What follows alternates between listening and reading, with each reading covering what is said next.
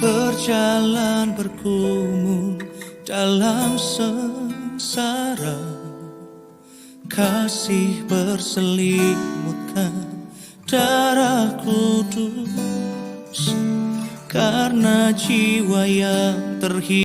Shalom saudara dikasih Tuhan, saya Rosolina, mahasiswa STD di Wacana, Surabaya. Hari ini saya akan membahas tentang kebenaran. Apakah kebenaran itu? Mari kita simak saudara dikasih Tuhan. Pilatus bukan orang yang pertama yang menanyakan tentang pertanyaan ini, yaitu kebenaran. Sampai saat ini suara itu masih terdengar di mana-mana. Orang Kristen ini bukanlah suatu pilihan. Alkitab tanpa ragu mengklaim diri sebagai kebenaran. Kata kebenaran dalam bahasa Ibrani adalah emet dan Yunani adalah aletheia.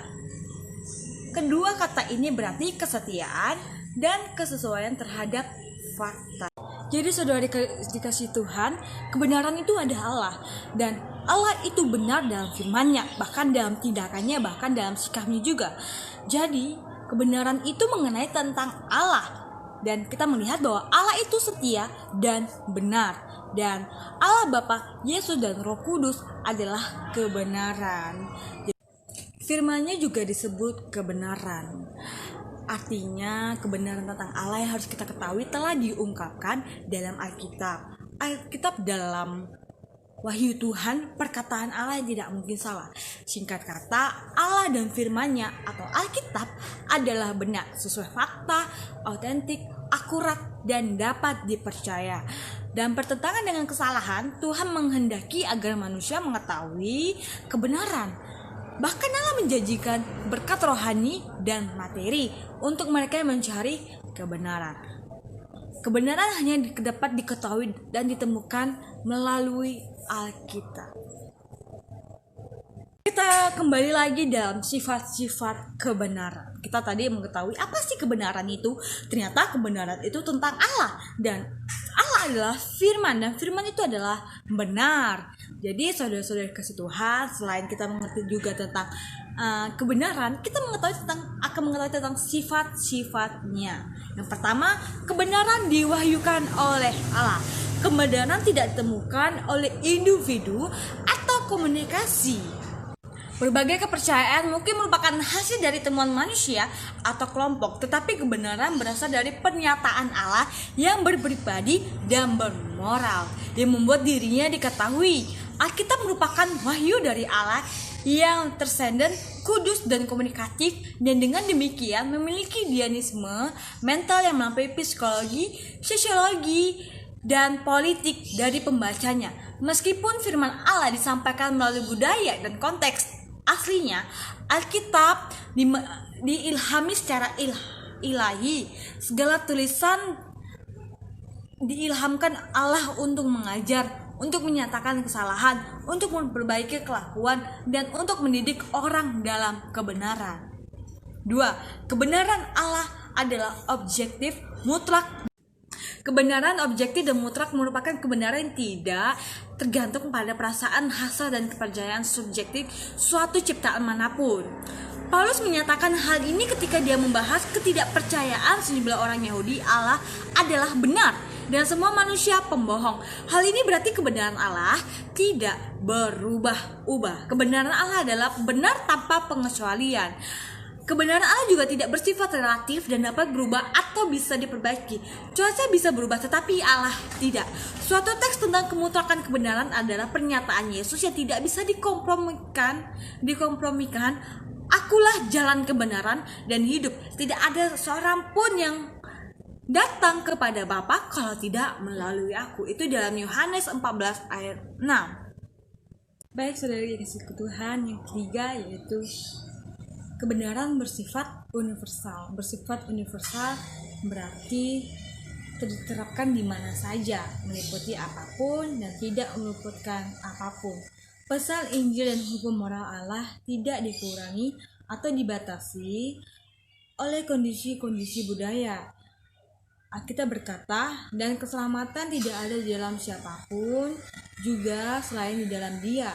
Sebab di bawah kolong langit ini tidak ada nama lain yang diberikan kepada manusia yang olehnya kita diselamatkan. Hal ini meliputi setiap orang yang tidak meluputkan satu orang pun. Keselamatan ditawarkan kepada seluruh manusia, bukan hanya pada satu kelompok orang tertentu. Jangkauan otoritas Kristus tidak terbatas. Sifat-sifat kebenaran yang keempat adalah kebenaran Allah berlaku secara kekal dan penting, bukannya trendy. Gaya sesat baik dalam iklan, politik, atau olahraga datang dan pergi dengan kecepatan yang semakin tinggi. Rotasi waktu yang melampaui semua hal yang hanya bertahan saat itu adalah kebenaran Allah. Firman Tuhan itu teguh dan berakal melampaui kerapuhan selera yang terus berganti, rancangan hobi dan fluktuasi pasar, atau rumput menjadi kering, bunga menjadi layu. Tapi firman Allah kita tetap untuk selama-lamanya. Untuk selama-lamanya. Ya Tuhan, firman-Mu tetap teguh di surga. Aku, Tuhan, tidak berubah. Firman-Nya bertahan dan bisa diandalkan dari zaman ke zaman. Kebenaran Allah didasarkan pada keberadaan Allah yang kekal. 5. Kebenaran bersifat eksklusif, spesifik, dan antitesis. Ini alasan Allah menyatakan, jangan ada padamu Allah lain di hadapanku.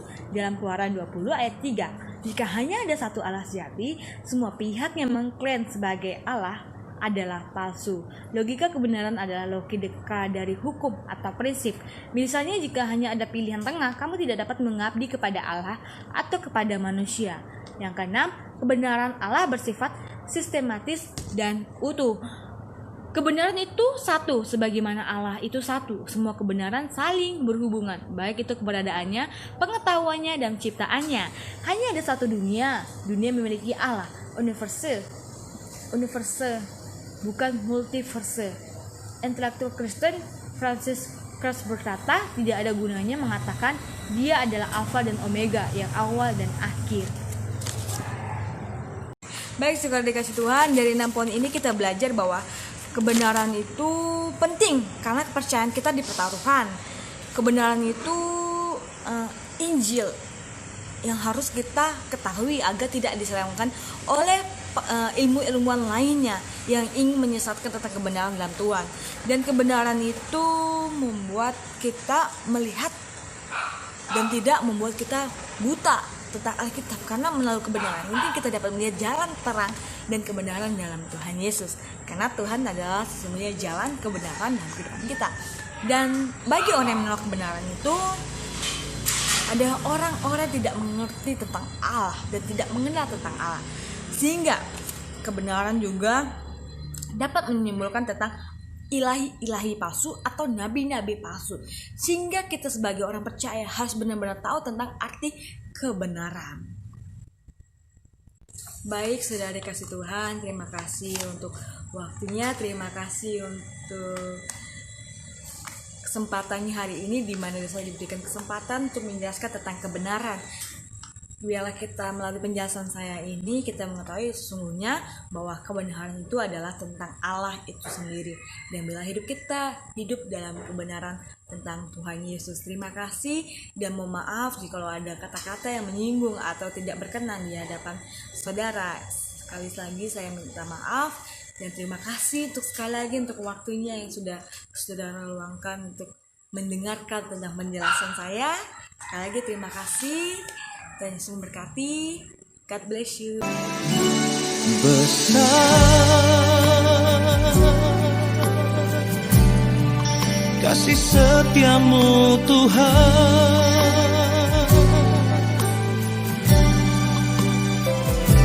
mulia